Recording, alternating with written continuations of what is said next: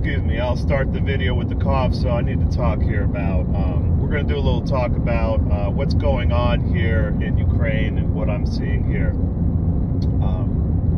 If you want to see what's going on the ground, you got some great channels out there. Military Summary channel is a good one. You have Defense Politics Asia is decent. I like the style of Military and Foreign Affairs Network. He does more like brief videos, not really detailed, but he has good commentary. You got Ukraine Maps, you got History Legends, you got some good ones out there that are mostly factual. So looking at the details of this, we should always premise these discussions with a little talk about military history and how military operations and armed conflicts work.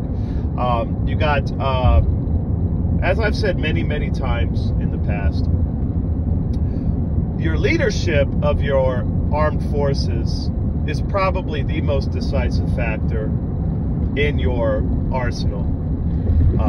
In order to achieve victory, you have to have good leadership. You don't see countries winning armed conflicts without competent leadership. And I've said many times in the past that Ukraine is severely lacking in that. And I would say that if the Western countries stayed out of it and let Ukraine fight, call the shots themselves, they'd be better off, because I would argue that Ukraine itself, just on its own, has better leadership than what you find in the West. The West, the United States, Europe, is absolutely bereft of military leadership. And basically you have civilian leadership running these conflicts, running the conflict for Ukraine, on behalf of Ukraine. You have people like Ben Wallace. You have people like Victoria Nuland and Jake Sullivan and Anthony Blinken. These are civilians, and they are prosecuting the conflict. And then you have Zelensky overriding Zelensky constantly, and Zelensky's now apparently not participating anymore. This always has been and always will be a disaster in a military conflict. Civilian leadership running an armed conflict, calling the shots, never ends well. Whereas on the Russian side, you had a little bit of that as well, it seems, throughout the first half of the conflict, up until I would say after the Kharkiv offensive, and up and through the bakmut. Then as you start seeing the civilian leadership in Russia take a more hands-off approach and allowing the military leadership to really just do their things, culminating in recently, I think within the last week, Vladimir Putin basically saying in no uncertain terms that he's going to let the military leadership just take over or take control and just do what they do. A little history tidbit there. If you look at World War II and why the United States was so successful in World War II, a lot of it had to do with the fact that Franklin Delano Roosevelt, like him or not, he's one of the greatest presidents this country has ever seen. Like him or not, Franklin Delano Roosevelt decided to take a hands-off approach and defer to military leadership for the most part, and ensured that the military leadership, eventually led by Eisenhower, would be able to prosecute the war without civilian interference. Of course, you had the war board and different things like that, which were interfering to some extent, but for the most part, Roosevelt allowed the military leadership to do their thing, to the point where, Patton went completely rogue, as I've talked about before. Now, we're in this situation with Ukraine where you have really bad leadership. Most of it, I would say, has been originating from civilian leadership in the West that is calling the shots in this war. Now,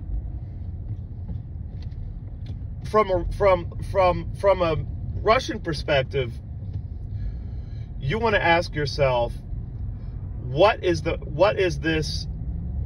next call going to be? What is the next decision going to be? What do we know about this enemy? What do we know about what their objectives are? And how can we prepare for that? Well, from the Russian perspective, you know that the primary concern of the shot callers in this armed conflict is achieving public relations victories and media victories, getting some sort of objective that they can put on Reuters or whatever and plaster all over the internet and airwaves and what's left of the newspapers. So Russia knows at this point that these people are going to, generally speaking, make choices based on what they think can get them the most media coverage.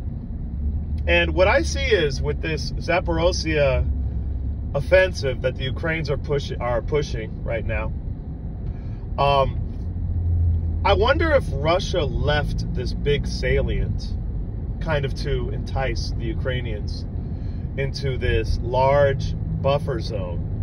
You see, the media, of course, has been saying, well, oh, look, they captured 5 settlements. These are very tiny settlements. Oh, they're breaking defensive lines. No, they're not. The Ukrainians have not even gotten anywhere near the first Russian defensive line. What they have done is pushed into a salient that I'm wondering if the Russians left the salient there just to entice them in. And it looks like a complete trap. Just like what happened in Kherson when the Ukrainians took everything west of the Dnieper River. Later on, there were several comments from officers in the field in the Ukrainian army saying it was a trap and we're getting pummeled and we have no cover, and the Russians tricked us. Just like with Bakmut, where the Russians, according to Prigozhin, who is not the best, I can't say he's the most reliable, but Prigozhin, and I believe another official said that they left Bakmut open because they knew the Ukrainians couldn't retreat from it, because the decision-making process of the Ukrainian side is based on what's the best PR, what creates the best PR, and losing Bakmut was not good PR, and the Russians knew that the Ukrainians would continue to reinforce it, just like they did Severodonetsk several months before. And so they left it open. And who knows how many casualties occurred there. I would guess maybe 50,000 Ukrainian casualties, if not more. I would say at least 50,000 casualties that would be killed, wounded, or missing. So what the Russians see this as, from a Russian leadership perspective, what they're seeing is a military that is making decisions based on what generates the best media coverage. It's very easy for them, I would imagine at this point, to predict what the next move is going to be and plan accordingly. And it looks to me like this salient might have been left there because you look at it. If you look at the salient, just to the west of it is this is a hilly area, with which the Russians can view the entire field of Ukrainian operations. All of these settlements that they just took over, the Russians have a field of fire, a field of view, and they can they can control that area through artillery fire. It's almost too perfect. It's almost as if, you know, the Russians left that salient there just like they have led the Ukrainians into so many other traps. It's very easy to, this is why leadership is so important.